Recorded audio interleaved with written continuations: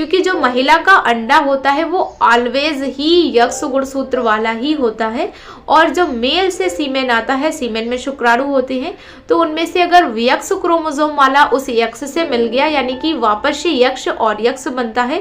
तो ऐसे में एक पुत्री का जन्म होता है। और अगर यक्ष गुणसूत्र वाला जो हमारा एग है उससे वाई क्रोमोसोम यानी कि वाई गुणसूत्र वाला जो हमारा अगर शुक्राणु मिलेगा, तो ऐसे में एक बेबी बॉय का निर्माण होता है। कई सारी स्टडीज और विज्ञान के हिसाब से अगर माने तो अगर आप एक बेटे को जन्म देना चाहती हैं, तो अगर आप अपने ओव्यूलेशन डे पर संबंध बनाते हैं, आप अपने ओव्यूलेशन डे पर ट्राई करते हैं, तो आपके 70 से 80% ज़्यादा चांस बढ़ जाते हैं आपके लड़के के कंसीव करने के। आपको एक बेटे को जन्म देने के चांसेस बहुत ज़्यादा बढ़ जाते हैं। तो इसी प्रोसेस को मैं दिव्या आज की इस वीडियो में बहुत ही सरल शब्दों से आपको समझाने का प्रयास करूंगी कि कैसे अगर आप अपने ओव्यूलेशन डे पर संबंध रखते हैं, आप अपने ओव्यूलेशन डे पर ट्राई करते हैं, तो कैसे आपके गर्भ में पल रहे उस शिशु के लड़के होने के चांसेस 70 से 80% ज़्यादा बढ़ जाते हैं। तो आइए जानते हैं, इसका वैज्ञानिक तरीका समझने की पूरी कोशिश करेंगे और हम बहुत ही सरल भाषा में आपको बताने का प्रयास करेंगे।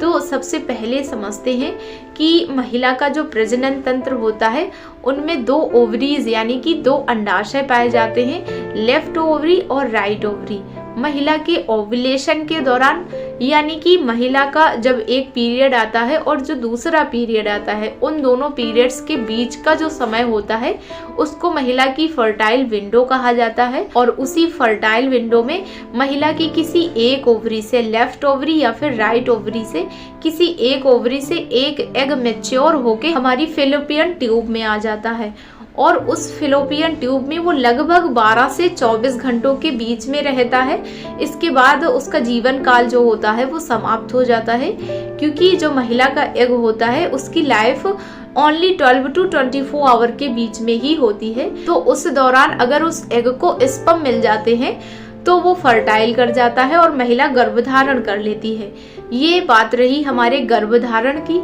और अगर गर्भधारण में आपको समझना है कि गर्भधारण के दौरान एक बेटे का जन्म कैसे होता है, तो इसके लिए आपको वीडियो के अंत तक बने रहना जरूरी होगा।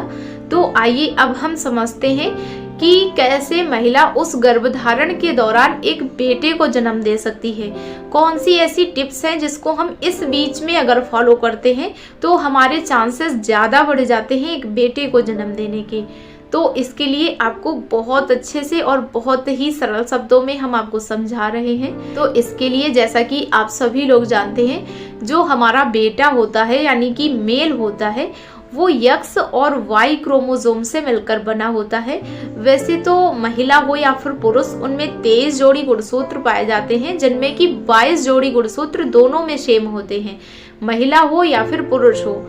तो जो हमारा 23वां जोड़ी गुणसूत्र होता है वो सिर्फ हमारे लिंग का निर्धारण करता है, और उसी से निर्धारित होता है कि महिला जो है वो बेटी का जन्म देगी या फिर बेटे का जन्म देगी। तो इसके लिए जब आप गर्भधारण के लिए ट्राई कर रहे होते हैं तो जो मेल से सीमेन आता है और सीमेन में शुक्राणु यानी कि स्पर्म्स मौजूद होते हैं, उनमें मिलियंस ऑफ स्पर्म काउंट होता है, और उन मिलियंस ऑफ स्पर्म काउंट में कुछ यक्ष गुणसूत्र वाले शुक्राणु होते हैं और कुछ वाई गुणसूत्र वाले शुक्राणु होते हैं, वो साथ में ही डिपॉजिट होते हैं। तो ऐसे में आप कौन सी टिप्स अपना सकते हैं जिससे कि जो वाई गुणसूत्र वाला हमारा शुक्राणु है वो आगे बढ़ जाए। इसके लिए हम आपको बता दें, जब आप कंसीव करने के लिए ट्राई करते हैं तो उस ट्राई करने से पूर्व आपको फोरप्ले बहुत ज़रूरी है, क्योंकि जब आप फोरप्ले करते हैं तो जो महिला की विजाइना होती है वो लिब्रिकेट करती है, और लिब्रिकेशन के दौरान जब हमारी विजाइना में सीमेन डिपॉजिट होता है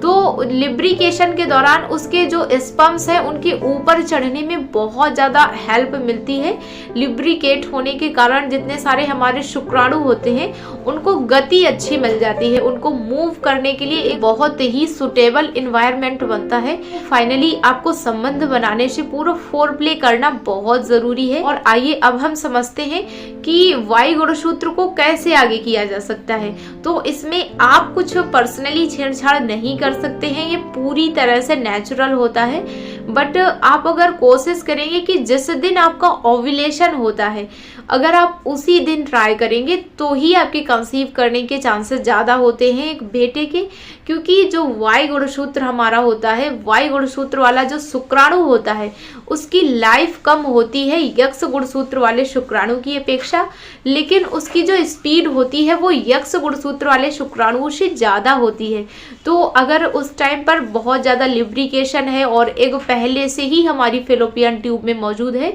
तो ज़्यादा चांसेस है कि वाई क्रोमोसोम वाला जो स्पर्म है वो आगे बढ़ जाए, क्योंकि उसकी स्पीड ज़्यादा है और लिब्रिकेट अगर महिला की विजाइना होगी तो उसके फास्टली मूव करने के चांसेस बहुत ज़्यादा बढ़ जाते हैं। तो ऐसे में अगर वो एग तक पहले पहुंच जाएगा, क्योंकि जैसा कि आप जान चुके हैं उसकी स्पीड ज़्यादा होती है, तो अगर वो पहले एग तक पहुंच गया और उससे पेनिट्रेट कर लिया, यानी कि जब आपका एग से वाई गुणसूत्र वाले जो शुक्राणु का है वो फर्टिलाइजेशन संभव हो गया, तो जाहिर सी बात है ऐसे में जो महिला होगी वो एक बेटे को जन्म देगी, क्योंकि जो महिला का अंडा होता है वो ऑलवेज ही यक्ष गुणसूत्र वाला ही होता है, और जो मेल से सीमेन आता है, सीमेन में शुक्राणु होते हैं, तो उनमें से अगर यक्ष क्रोमोसोम वाला उस यक्ष से मिल गया, यानी कि वापस से यक्ष और यक्ष बनता है, तो ऐसे में एक पुत्री का जन्म होता है। और अगर यक्ष गुणसूत्र वाला जो हमारा एग है उससे वाई क्रोमोसोम यानी कि वाई गुणसूत्र वाला जो हमारा अगर शुक्राणु मिलेगा तो ऐसे में एक बेबी बॉय का निर्माण होता है। आई होप कि आज की इस वीडियो में हम आपके बेटे को जन्म देने के लिए जितने सारे डाउट्स होंगे उन सभी को क्लियर कर पाए होंगे, और उम्मीद करते हैं कि हम आपको बहुत ही सरल शब्दों में समझा पाए होंगे कि कैसे एक महिला के यूट्रस में, महिला के प्रजनन तंत्र में, यानी कि उसके गर्भाशय में एक बेटे का निर्माण होता है। तो अगर वाकई आज की इस वीडियो में आपने कुछ हेल्पफुल सीखा हो तो प्लीज़ हमारे चैनल को सब्सक्राइब ज़रूर से कर दें। मिलते हैं ऐसे ही एक नए रोचक विषय के साथ। वीडियो के अंत तक बने रहने के लिए आपका बहुत बहुत धन्यवाद।